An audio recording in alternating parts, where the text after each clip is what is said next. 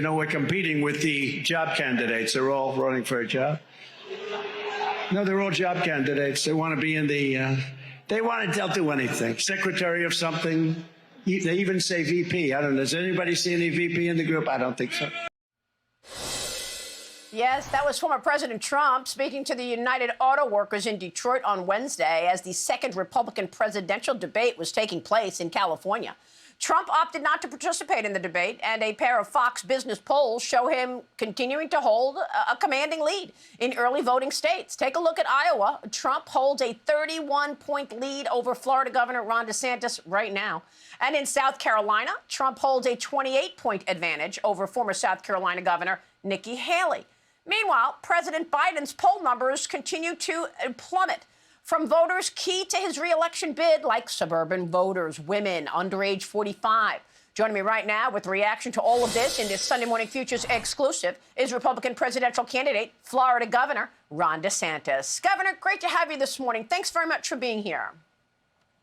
Good morning. How you doing? You just heard President Trump. He said that his VP candidate was not on that stage. Let me begin right there, Governor. If President Trump came to you and said, let's partner up, you be my VP, would you do it? No, I'm running for president. We need somebody that can serve 2 terms. We need somebody that can win states like Georgia and Arizona, which President Trump cannot do or did not do, even though candidates like McCain and Romney had no problem winning those states. We need somebody who, and I'm the only one running, including Donald Trump, everything I've promised the voters that I would do as governor of Florida, I've delivered on. We delivered budget surpluses, paying down debt, tax cuts, school choice, parents' rights, banning sanctuary cities, expanding Second Amendment rights, all in all down the line. I promise and I deliver. And that's really what we need because the country is in decline. We can't just manage this decline a little bit better than the Democrats. We need to reverse the decline. But that means you got to get in there and actually get all this stuff done. And I'm the candidate that can do that. And that's why I'm running. And I think that with all due respect to Donald Trump, we're not going to beat the Democrats by adopting Joe Biden's basement strategy. Yeah. You can't just be missing in action. You got to show up. You got to earn people's votes. And if you're not willing to do that, voters will take notice as we get closer to these contests. Governor, you're just back from California. You did the debate. You had a good night. I want to ask you how that went for you. But I also want to ask you about your week in California, because I believe at some point the Democrats are going to realize that Joe Biden is not up to the task. They're going to throw him overboard, and they're going to get behind Gavin Newsom. So how did Gavin Newsom's California look to you? Tell me about Gavin Newsom's policies. They are absolutely crushing working people in California. I saw gas over $7 a gallon. Wow. For regular unleaded in parts of California. They have some of the highest, if not the highest, taxes in the United States, and that hits middle-income people with high sales tax and high income tax. They have huge amounts of government intervention in the economy, which makes it very difficult for small businesses to be able to thrive. And that's why you've seen California lose population under this governor for the first time in the entire state's history. Maria, I was born and raised in Florida. I never saw a California license plate in my life growing up. In fact, I served in the military out of Naval Amphibious Base Coronado in Southern California. Beautiful area, great weather. I understood as a naval officer why people wanted to live there. Yet I become governor, and we start seeing all these California license plates in the state of Florida. And a lot of my voters got a little concerned because they didn't know if they were going to vote the same way Californians vote. Well, it turns out they were disaffected from the policies, the COVID lockdowns, the schools doing indoctrination, denying parents' rights, the crime.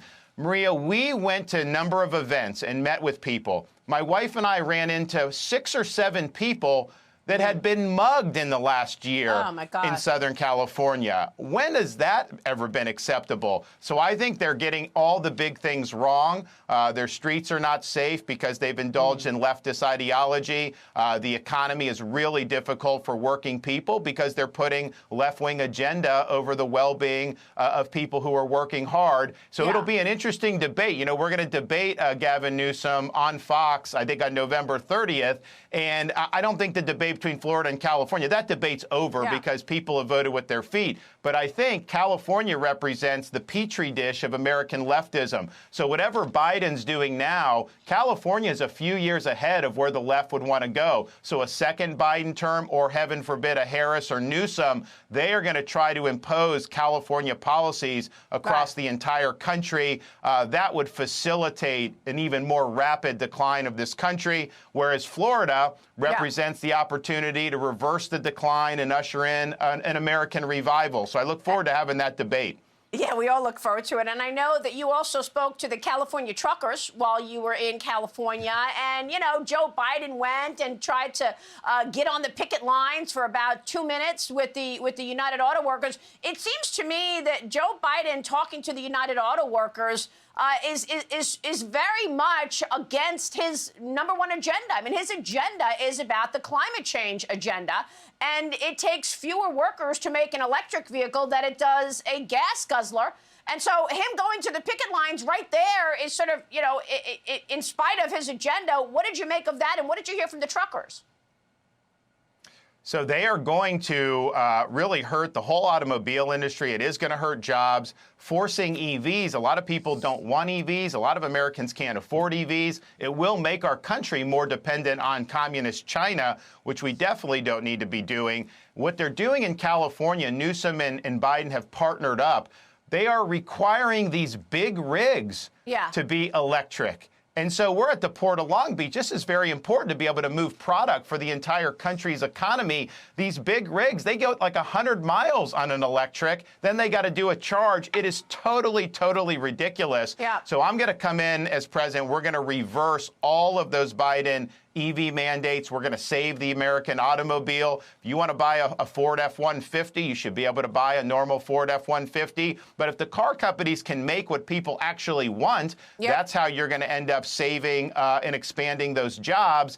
And heaven forbid, if they end up getting away with the EVs on the big rigs, that will impact our supply chain. That will hurt inflation. That will hurt our economy. So it's putting ideology ahead of anything that's practical. And I think the truckers were really excited that we were there to be able to shine a light on some of the insanity that's going on out in California. Governor, we've got to jump. We've got Alex Marlow coming up right after you, and he will also have a comment about all of that. But real quick before you go, let's face it, Governor, Donald Trump is ahead of you by a significant margin. I think the last poll was 52% above right now for Trump. How are you going to cut into Trump's lead? What truly is your path to victory?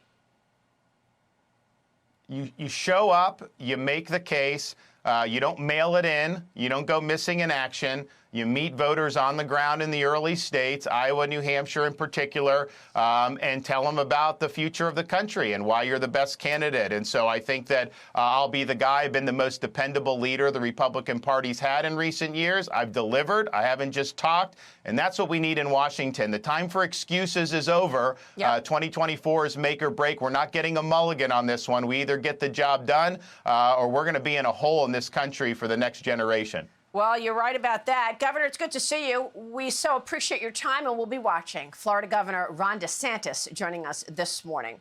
I'm Steve Doocy. I'm Brian Kilmeade. And I'm Ainsley Earhart. And click here to subscribe to the Fox News YouTube page to catch our hottest interviews and most compelling analysis.